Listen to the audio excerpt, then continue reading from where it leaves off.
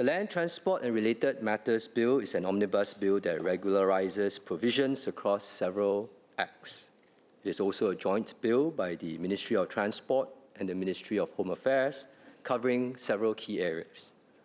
I will speak on amendments pertaining to the electronic road pricing tool system and penalties for serious vehicular offences. Minister of State Baey Yam Keng will introduce amendments related to active mobility, including regulations on personal mobility aids and the keeping of unsafe personal mobility devices. Senior Minister of State Seman will address the MHA components of this bill, including penalties for speed limiter offences.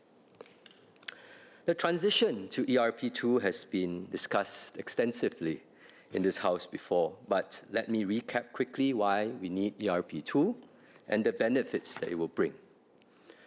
The current ERP system has been in place since 1998.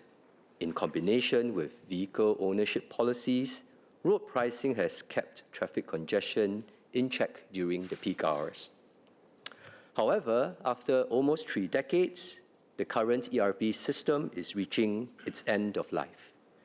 Replacing obsolete components and infrastructure had become unsustainably challenging and expensive.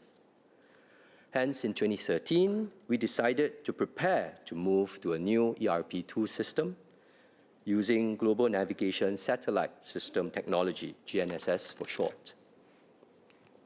While ERP2 was intended to be a step up, providing useful features for motorists such as real-time traffic information, it was nevertheless based on prevailing technology in 2013. The implementation of ERP2 took longer than initially planned. Technology has improved since 2013. Some of the features that were envisioned for the onboard unit, such as displaying charging information and traffic alerts, can now also be done via other means, for example, on smartphones. Nevertheless, the ERP2 design with an onboard unit remained fit for purpose for accurate and efficient road charging. Since we first began the OBU installation exercise in 2024, LTA has received feedback, much feedback. LTA has taken the feedback on board, and this has helped to improve the user experience. For instance, after feedback, vehicle owners were given the option to choose not to have a display screen, which would be more similar to the ERP1 experience. But I note that in the end, the vast majority of car owners chose to install the display screens. To date, more than 90% of vehicles have the OBU installed.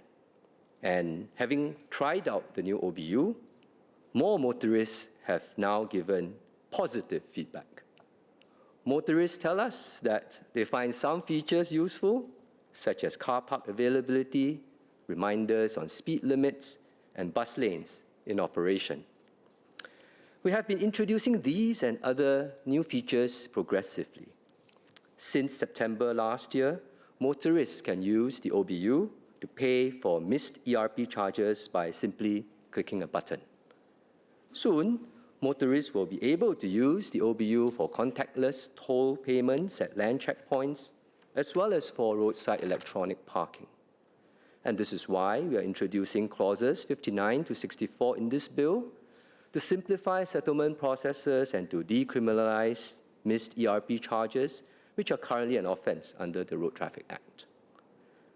Compared to ERP1, ERP2 will be more precise and finer in targeting road congestion. It allows us to introduce new charging points without the need for expensive and large physical gantries. We can also spread out ERP charges in smaller amounts across several locations as opposed to at just one location, and this will be fairer. At this point, let me reassure motorists that we will be judicious in adding new charging points, doing so only when needed at persistent congestion hotspots. My intent is to ensure a smooth transition so that the ERP2 experience will be similar as similar as possible to the ERP1 experience as we switch over. This means that we will not be introducing distance-based charging in the immediate term. Distance-based charging is something that we will continue to study and explore after motorists have gotten more used to the new system and the situation is more stable. I want to thank the 93% of vehicle owners who have already installed the OBU. For the remaining ones, LTA is issuing a final reminder. These vehicle owners who have already been previously notified will have another 3 months to install their OBUs at no cost. After that, OBU installation fees will apply. So I strongly encourage the remaining vehicle owners who are holding out to install their OBUs as soon as possible. On the 1st of January 2027, when the ERP2 is completely rolled out and ERP1 is decommissioned, the OBU will be mandatory for all Singapore-registered vehicles. This is because ERP2 uses satellite technology rather than gantries to determine the vehicle's location for charging. And Clause 65 of the bill amends the Road Traffic Act 1961 to allow for this. For foreign-registered private vehicles, we encourage them to install OBUs for usage-based charging, although we recognize that occasional visitors may prefer not to do so. Vehicles without OBUs can still pay a daily flat fee like cars without the IU today. Malaysian taxis, however, will be required to install the OBU, as this is necessary for us to track and enforce against such vehicles if needed within Singapore. To safeguard the integrity of the ERP2 system, it will be an offence to tamper with or modify OBUs without authorization, or an end to provide or advertise services on the OBU similarly without authorization. And these will be set out in subsidiary legislation. For serious cases of deliberate non-compliance or misuse, the legislation provides for penalties of up to 20,000 and/or imprisonment of up to 2 years. This bill also covers housekeeping amendments that harmonize penalties for 2 categories of vehicular offences. Today, there are over 1,000 cases of illegal vehicle modifications detected annually, and to deter workshops from doing illegal modification on a large scale, Clause 52 of the bill raises the maximum penalties for such illegal alterations. And under the bill, individuals can face fines up to $20,000 and/or imprisonment for a term not exceeding 2 years, with penalties doubled for repeat offenders.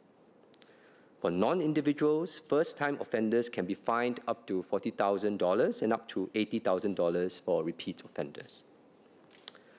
Another serious vehicular offence is the keeping or using of unregistered or deregistered vehicles. Clause 57 of the bill increases the penalties for offenders who will face fines of up to $20,000 and/or jail of up to 2 years for the first offence, again with penalties doubled for repeat offenders. These enhanced penalties are necessary as we are seeing a growing trend of unregistered vehicles on our roads. Some of them are used for criminal activities such as drug trafficking. These vehicles also pose serious safety risks as they operate without valid insurance or inspections and are often involved in hit-and-run accidents. Going forward, ERP2 will also make it easier to detect and enforce against such vehicles. This bill also includes a few supporting amendments. Clauses 46 and 47 will amend the Land Transport Authority of Singapore Act to expressly empower the LTA to grant financial incentives, support, grant, aid, or assistance. This is to give flexibility for potential future schemes where direct disbursement may be necessary. Clauses 48 to 50 will amend the Parking Places Act to enable prosecution in the case of inaccurate lodgements. Mr. Speaker, sir, let me conclude. The provisions in the bill support the transition to ERP2 and harmonize vehicular offence penalties across our regulatory system. I will now invite the Minister of State for Transport to elaborate on the active mobility measures in this bill, followed by the Senior Minister of State for Home Affairs, who will elaborate on the measures under the Ministry of Home Affairs. Sir, I seek to move.